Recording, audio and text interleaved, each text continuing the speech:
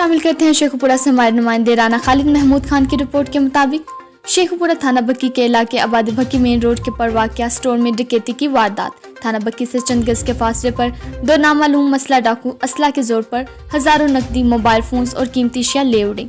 वारदात की CCTV footage ASN news HD ने हासिल कर ली। फुटेज में वाज़ेह देखा जा सकता है कि किस तरह डाकू दुकान और ग्राहकों की जेबों का सफाया कर रहे हैं।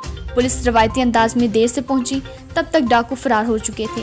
रोज बरोज बढ़ती हुई चोरी डकैती की वारदातों से शहरी परेशान। शहरियों ने IG पंजाब से फौरी नोटिस लेने का मुतालबा किया है।